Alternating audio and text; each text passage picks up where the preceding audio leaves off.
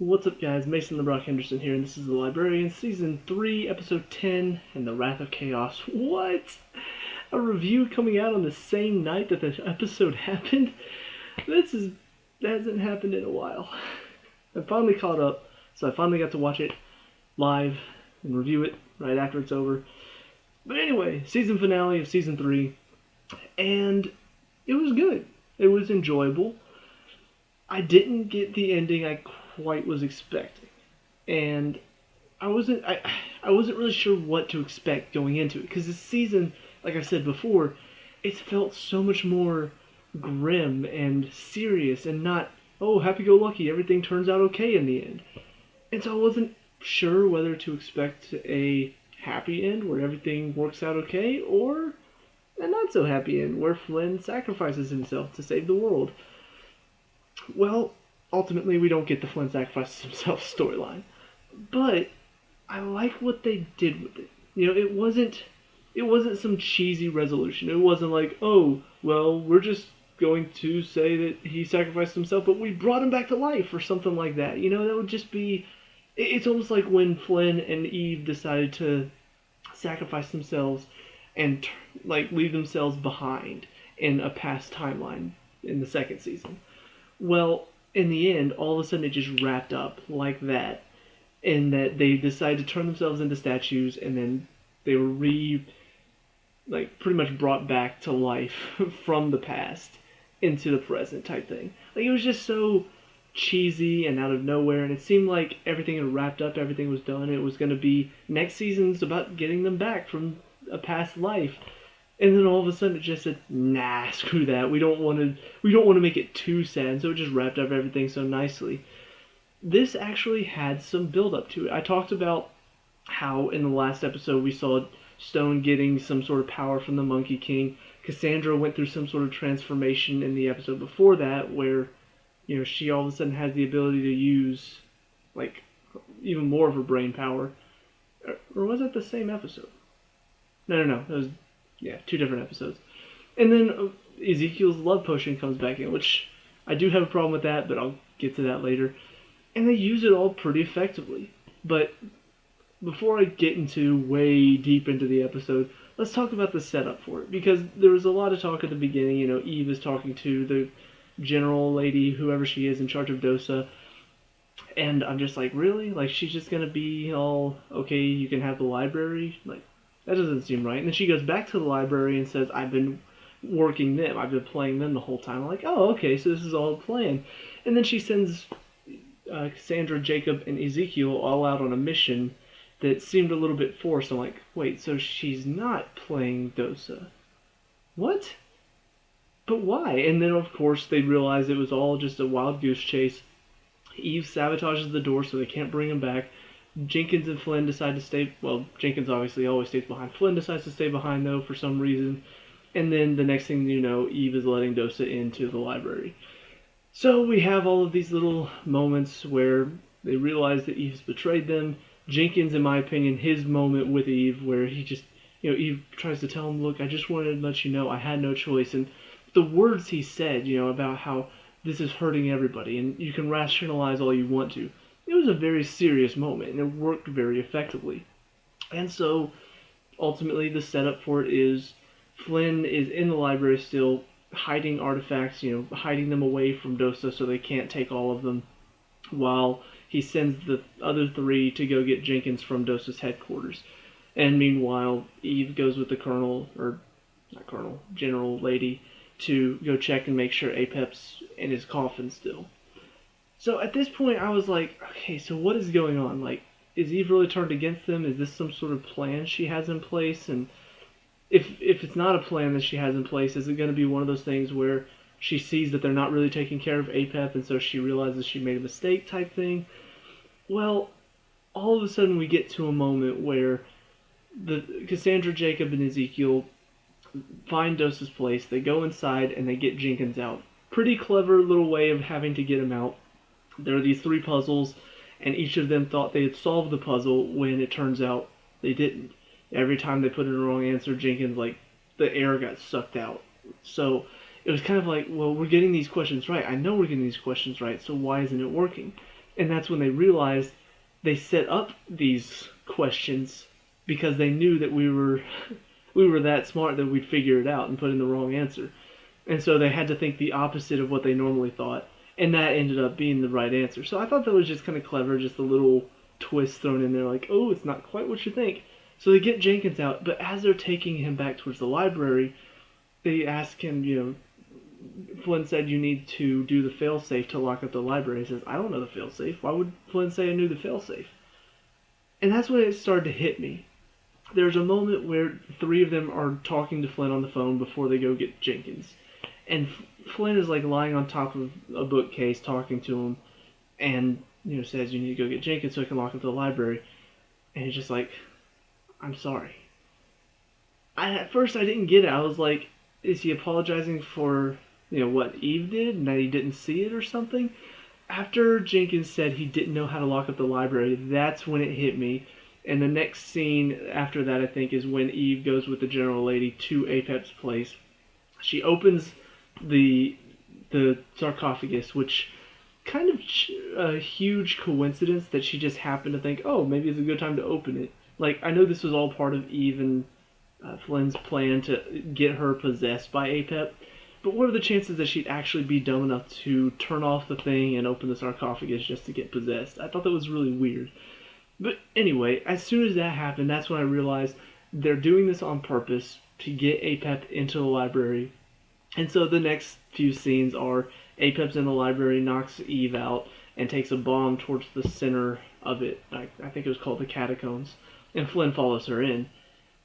And that's when I also realized that Eve doesn't know that Flynn is going to sacrifice himself, so she's probably doing this without that knowledge. Sure enough, Jenkins and the other three show up, and that's when they realize all this was a plan, and then they also realize Flynn's going to sacrifice himself. And so they get to the main chamber. All of evil is being released by Apep. Flynn is ready to sacrifice himself.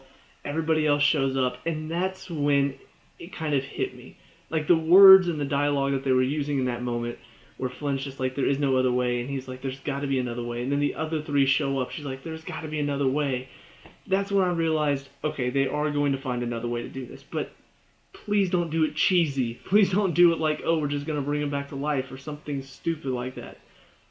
Well, like I said, it wasn't. It was very cleverly thought out. They get across to where Flynn is absorbing all of evil with the Eye of Ra and sacrificing himself, which thank goodness it doesn't just happen right away. Thank goodness it takes some time, but little small coincidences here and there.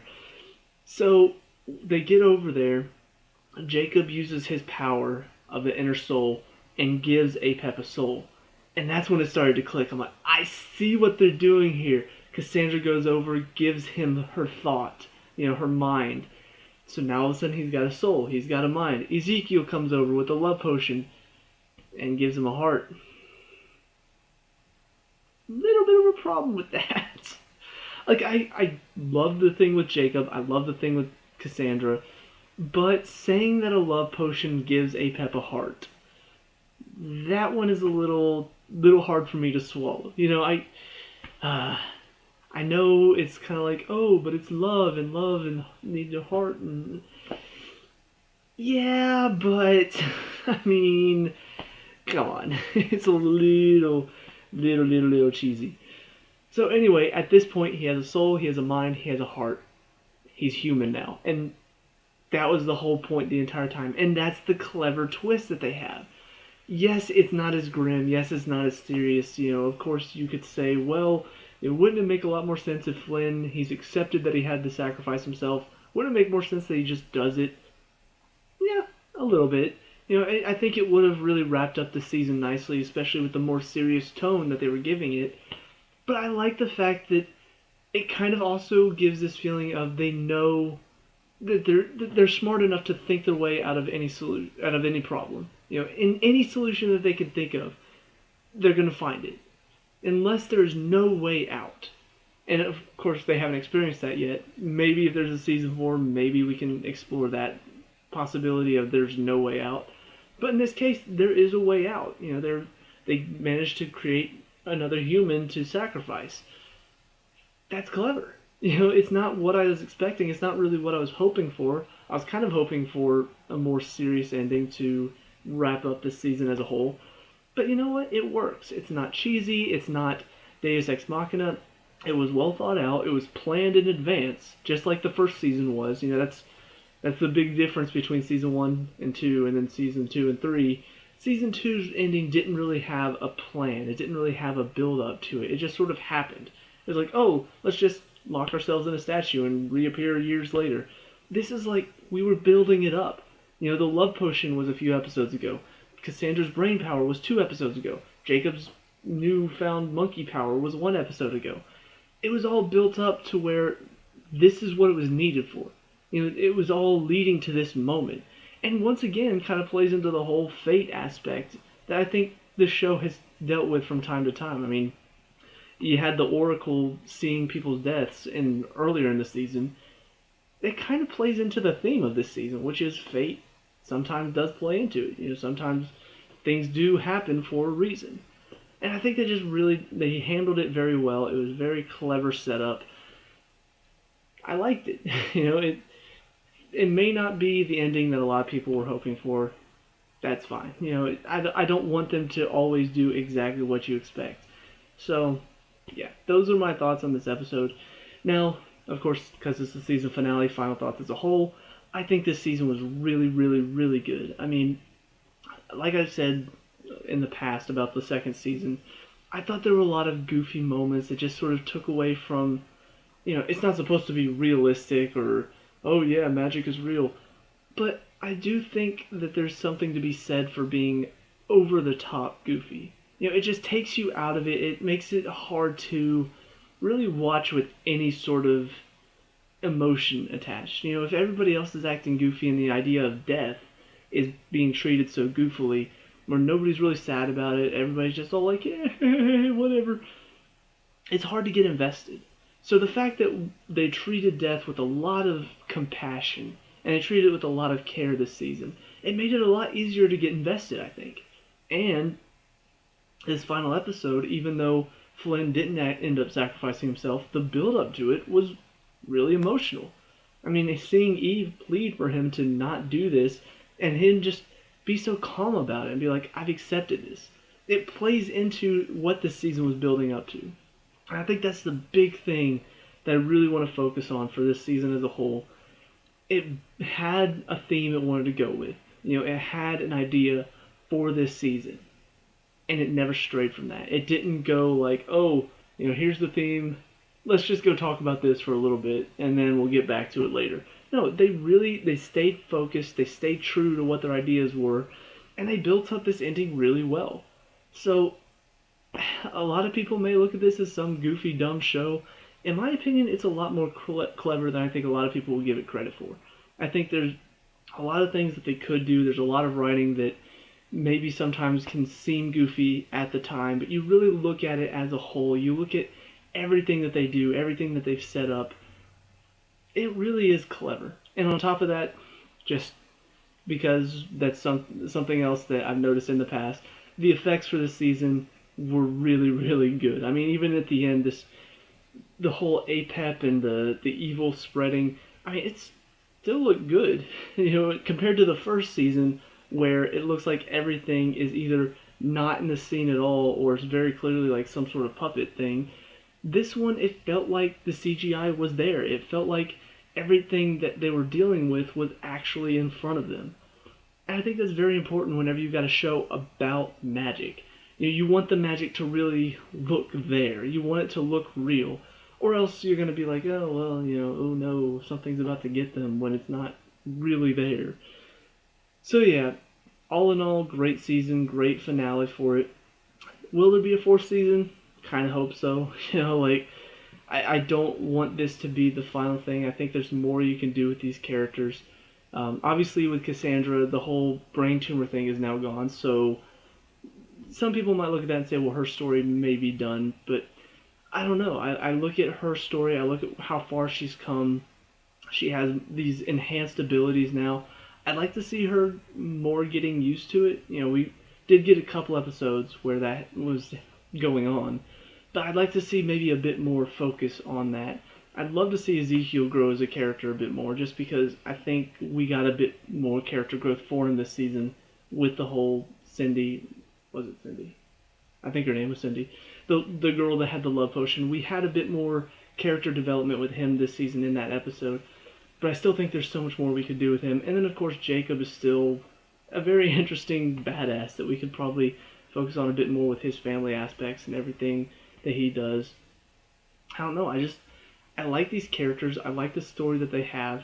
And on top of that, we still have magic stuff going on. You know, they introduced this idea of new artifacts being introduced into the world.